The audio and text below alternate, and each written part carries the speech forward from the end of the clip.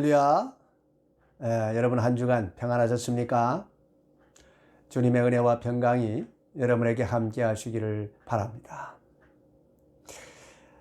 우리는 지금 다 같이 어려운 때를 보내고 있습니다. 누가 이런 전 지구적인 환란을 예상을 했겠습니까? 그러나 우리는 이미 이 어려움 속에 들어와 있습니다. 오늘도 말씀을 통해서 우리에게 큰 위로를 주실 우리 주님을 찬양합니다. 자, 우리 함께 나눌 말씀은 베드로전서 4장 1절부터 6절까지 말씀입니다. 우리 다 같이 교독하시겠습니다. 제가 먼저 한 절 읽겠습니다.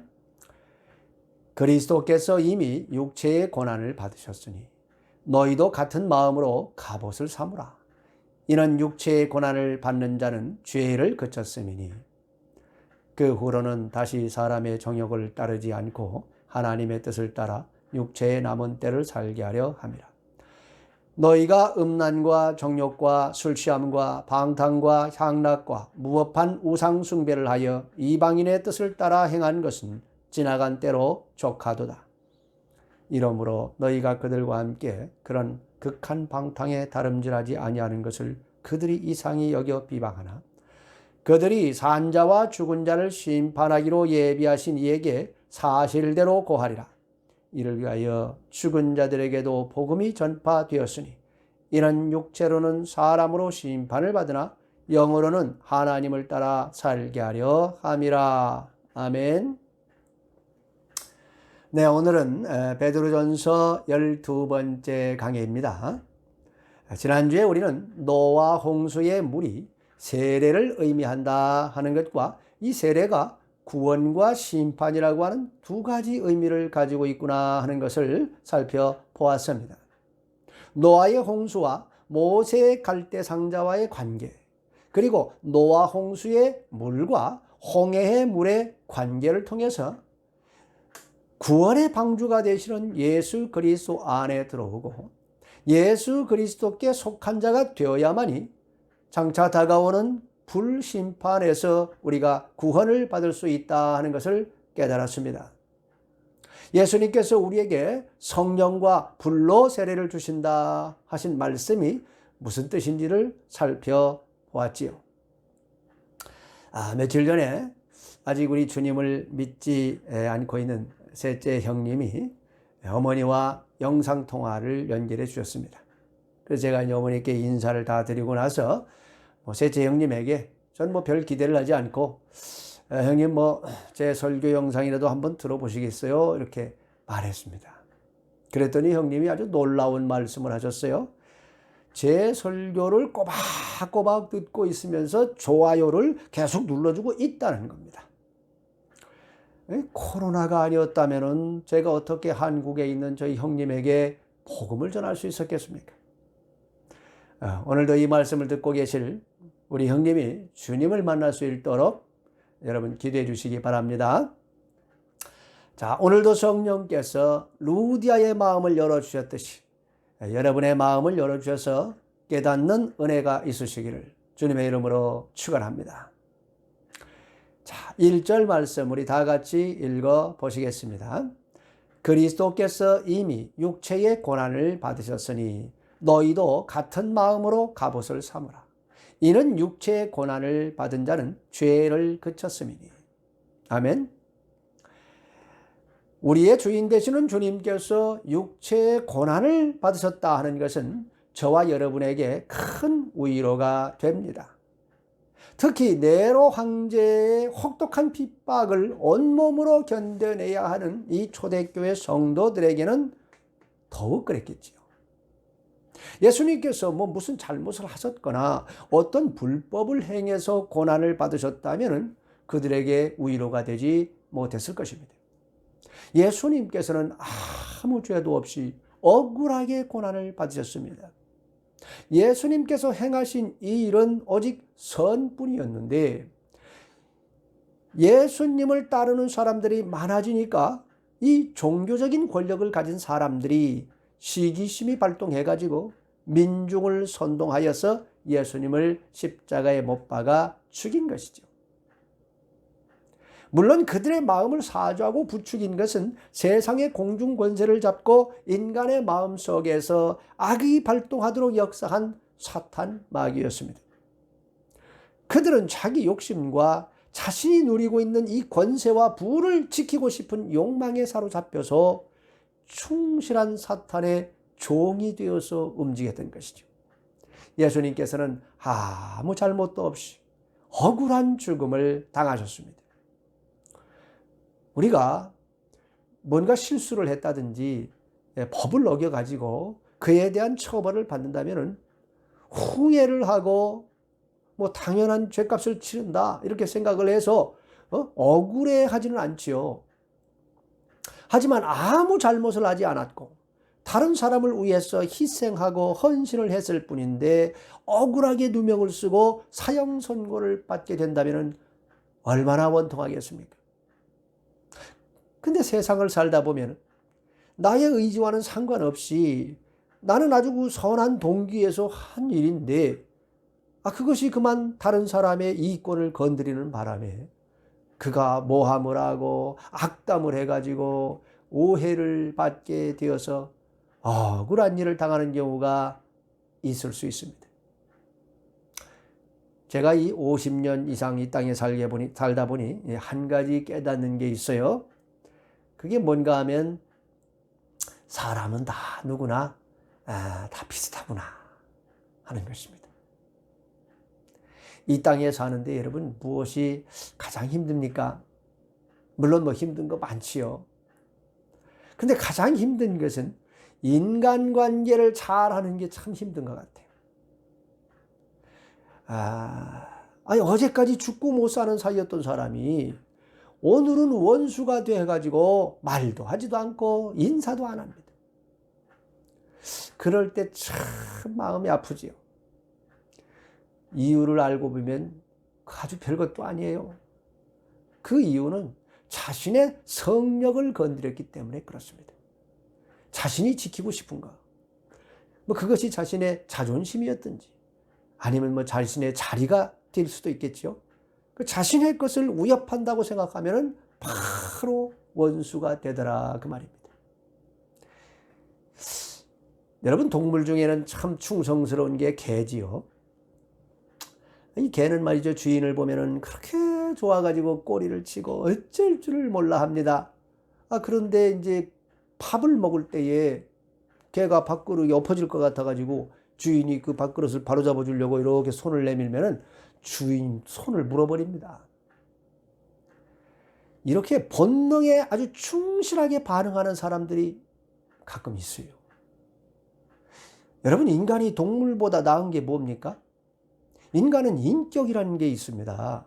그래서 본능에 따라서 움직이지 않고 교육된 지식과 이 사회적인 통념과 아량과 덕을 베풀며 살 때에 그 인간이 인간다운 거잖아요. 그런데 개인적인 욕망에 따라서만 움직인다면은 그건 개와 같은 동물과 별로 다를 바가 없는 거예요. 여러분 개가 싸우는 거 보셨습니까? 제가 키르기스탄에 있을 때 누가 저한테 아주 좋은 걸 보여주겠다고 밤중에 저를 불러내가지고 어딘가로 막 데리고 가는 거예요. 그래서 무슨 일이 있냐고 무슨 큰일이 벌어졌냐 했더니 아니래. 가서 보면 안 돼. 가만히 계시래.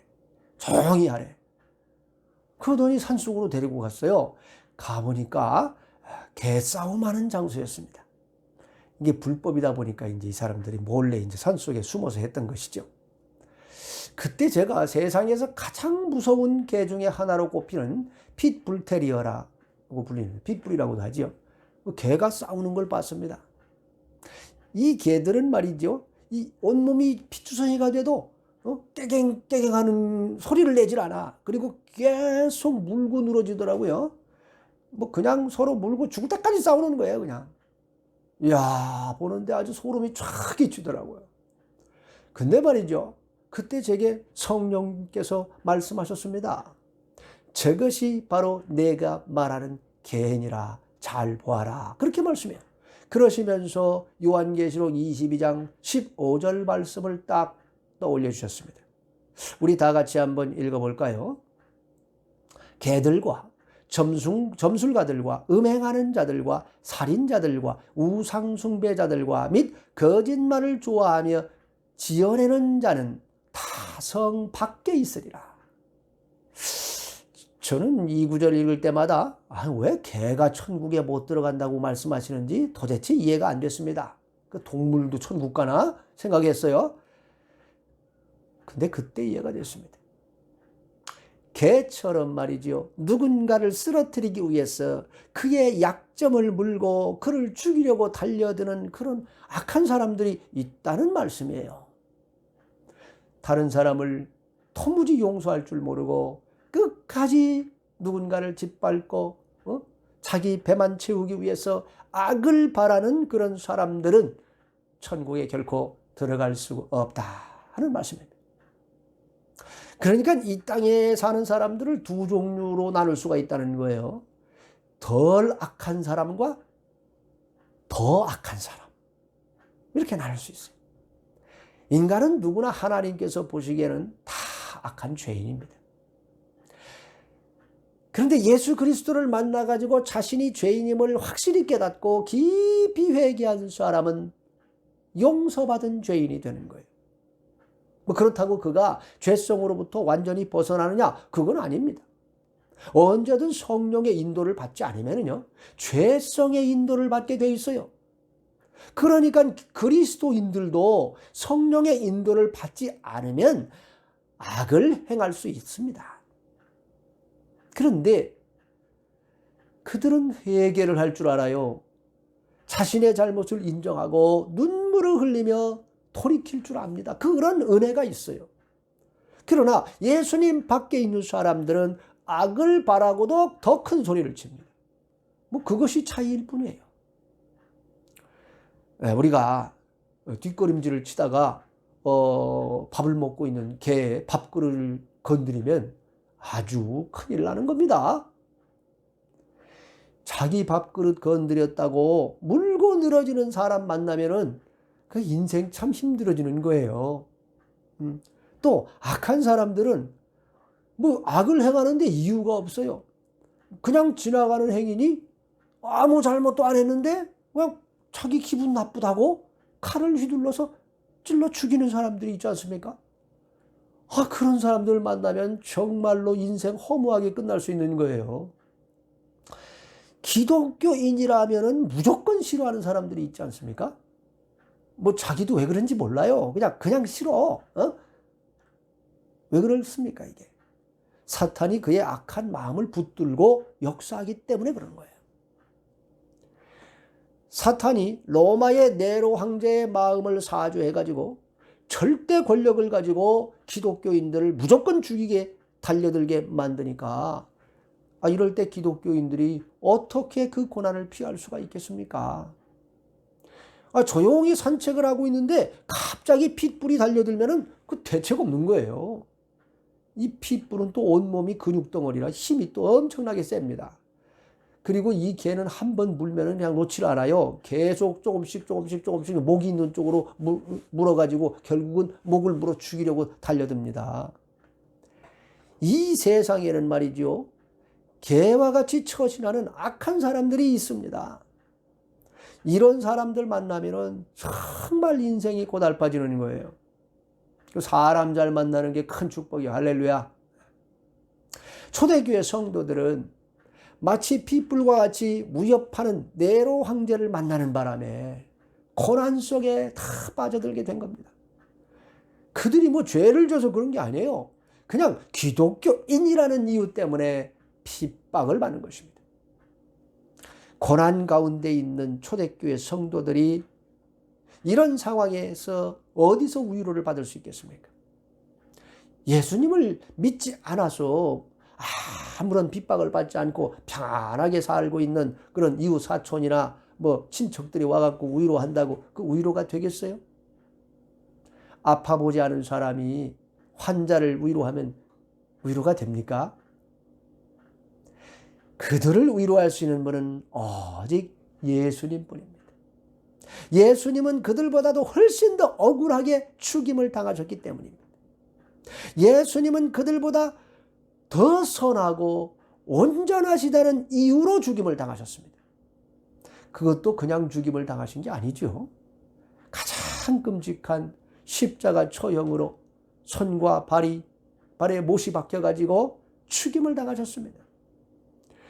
예수님의 이 죄목은 십자가 위에 죄패에 딱 기록되어 있었죠. 유대인의 왕. 이게 예수님의 죄입니다.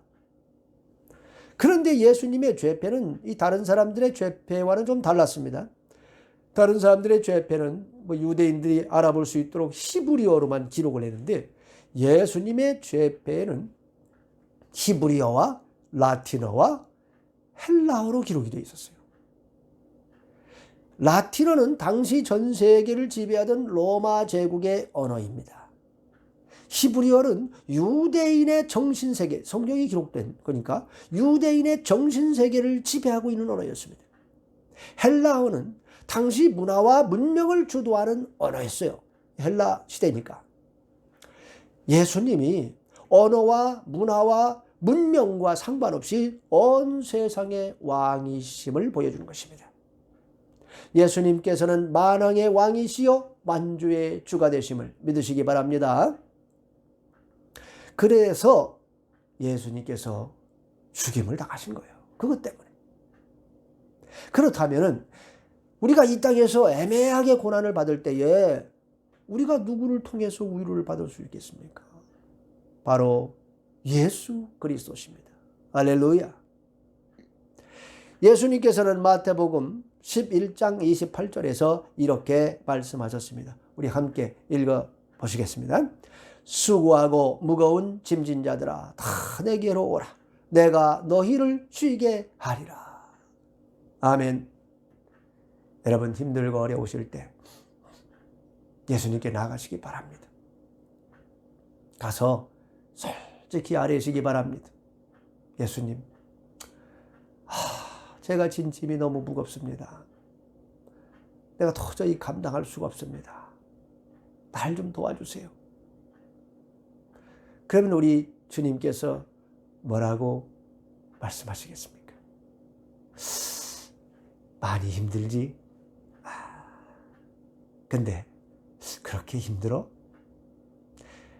자, 그러면 이리 와서 내 멍에를 한번 네가 매봐.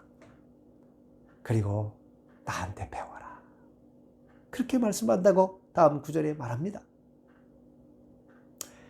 여러분, 예수님께서 지고 가셨던 멍에가 뭐예요? 배신과 채찍질과 멸시와 천대와 조롱과 침뱉음입니다. 저주의 십자가입니다. 모든 사람이 보는 가운데 벌거벗음을 당하는 수치입니다. 세상 사람들의 손가락질과 저주의 말입니다. 그것과 우리가 지금 지고 있는 이 멍에를 비교한다면 우리 이 멍에는 이건 뭐 아무것도 아니라는 것을 알게 되는 거예요. 그래서 우리는 그때 큰 위로를 얻고 평안을 얻게 되는 것입니다. 그 누구도 줄 수 없는 참 평안을 얻게 됩니다. 세상이 알 수 없는 평안을 얻게 됩니다. 힘들고 어려운 때를 만나셨습니까? 주님의 십자가를 바라보시고 힘을 내시기 바랍니다. 할렐루야. 그래서 1절에 그리스도께서 이미 육체의 고난을 받으셨으니 너희도 같은 마음으로 갑옷을 삼으라 말씀하는 겁니다. 우리의 주인 되시는 예수님께서 고난을 받으셨으니 예수님 안에 들어온 우리가, 예수님께 속한 우리가 예수님과 함께 고난받는 것은 이건 당연한 일이다. 그걸 믿으시기 바랍니다. 그런데 고난을 좋아하는 사람은 아무도 없지요. 누구나 고난 없는 그런 삶을 원하지요. 주님께서 우리에게 고난을 허락하시는 데는 이유가 있지 않겠습니까? 고난이 우리에게 어떤 유익이 있을까요? 자, 첫째, 고난은 우리가 죄를 행하는 것을 멈추게 합니다. 1절에 보시면 육체의 고난을 받은 자가 죄를 그쳤다 말씀합니다. 고난은 우리가 죄를 범하는 것을 막아주는 브레이크와 같은 역할을 한다는 거예요. 하나님께서는 우리를 늘 지켜보고 계십니다. 우리의 중심을 감찰하십니다. 그래서 우리가 하나님 말씀대로 살지 않고 욕심과 죄성을 따라 살려고 하면은 이걸 멈출 수 있도록 여러 가지 이렇게 사인을 주십니다. 뭐 그래도 못 알아듣고 계속 죄를 행하면은 이제 주변 사람들을 통해서 깨닫게 해주시지요.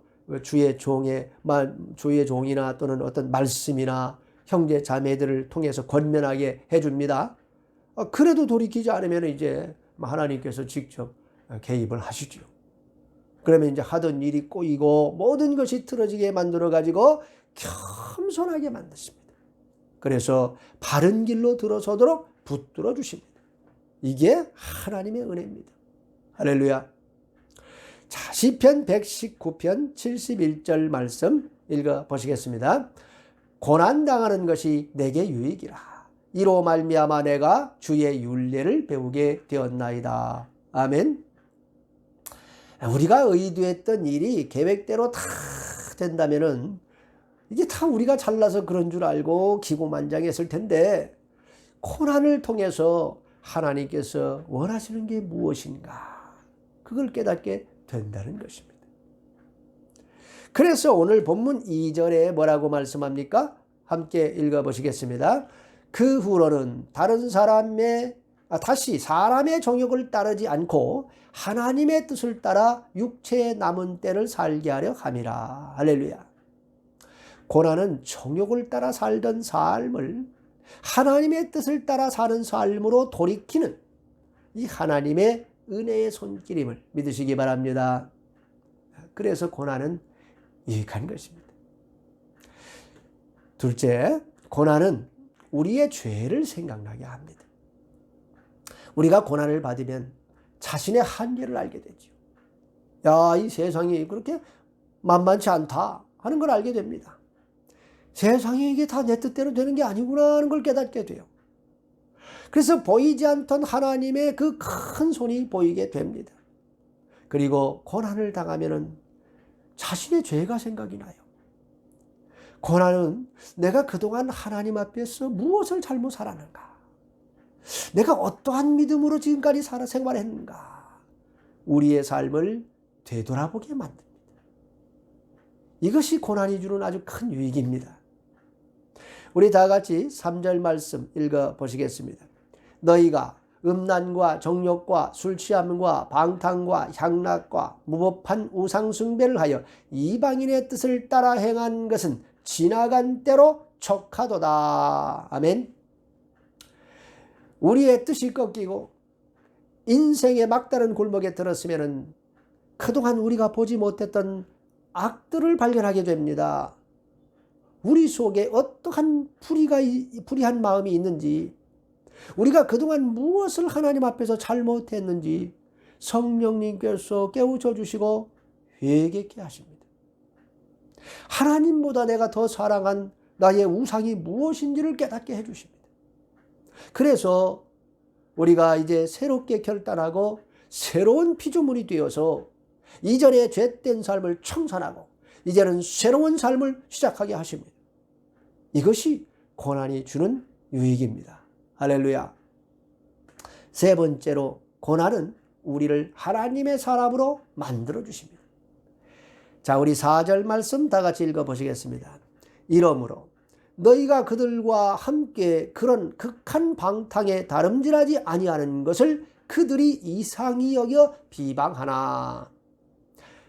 우리가 고난을 통해서 우리의 삶의 방향을 바꾸면은 이전의 방탕한 삶, 이 죄된 삶을 내려놓고 이제 변화되게 되지요. 그러면 이전에 함께 죄된 삶을 살던 친구들이 이상히 여겨가지고 비방을 한다고 말씀합니다. 왜 비방을 하겠어요? 야, 너 왜 우리하고 같이 하던 그 나쁜 짓을 왜 더 이상 안 하는 거야? 그것 때문에 비방한다는 거예요.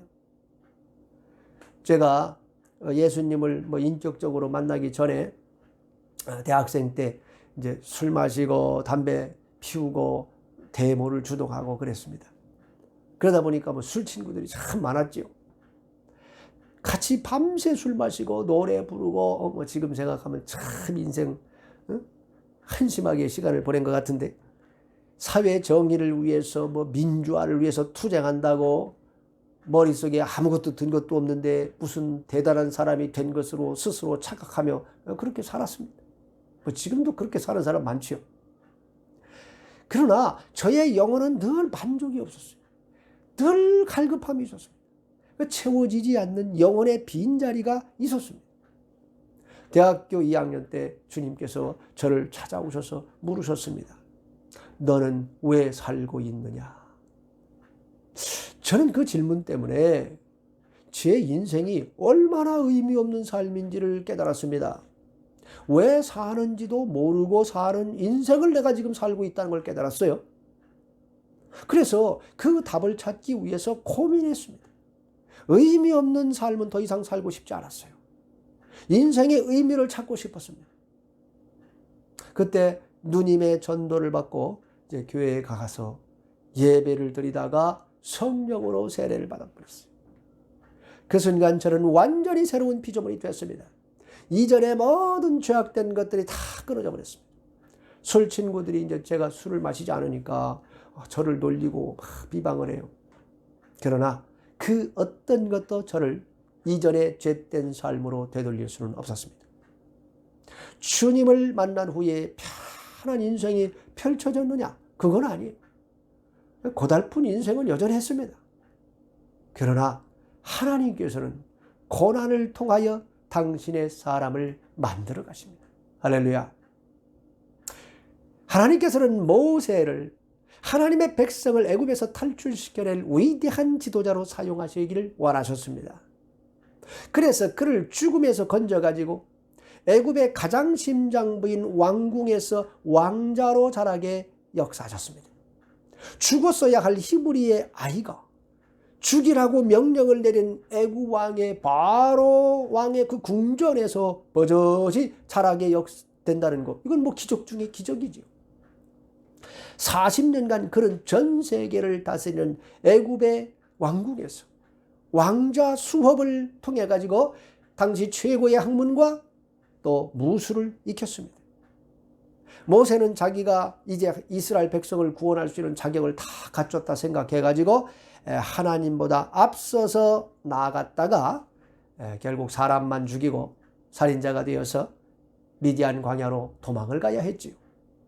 하나님께서 그를 광야로 보내신 겁니다. 미디안 광야는 홍해 건너편에 있는 광야입니다.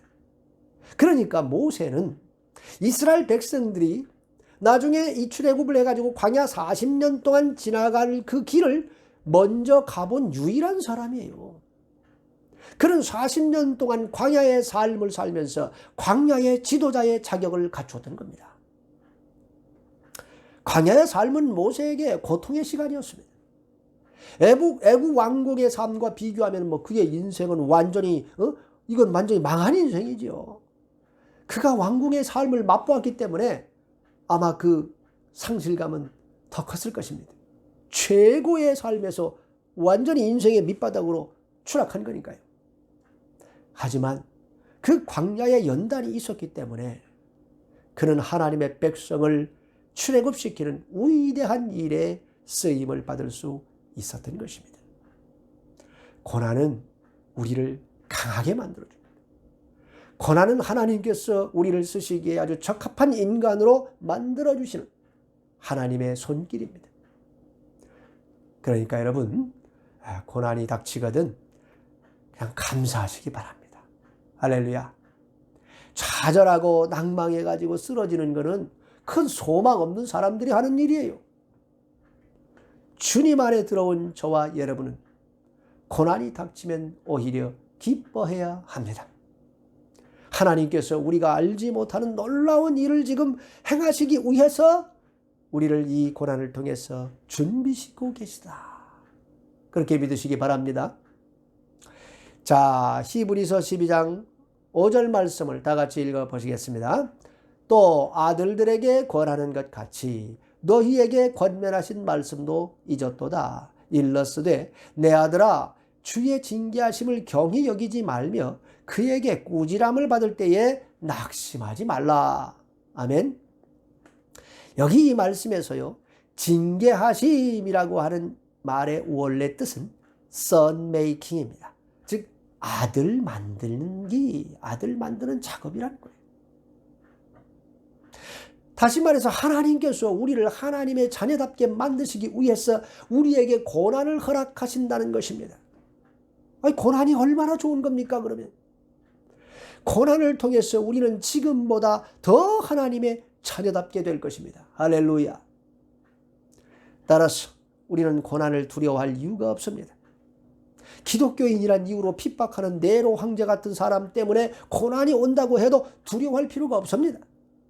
우리가 예수님을 알기 전에 죄된 삶을 살 때에 사귀었던 친구들이 우리가 예수님을 믿어가지고 이제 그들과 같이 방탕한 삶을 살지 않는다고 비방하고 우리를 왕따시키고 괴롭힌다고 해도 두려워할 필요가 없습니다.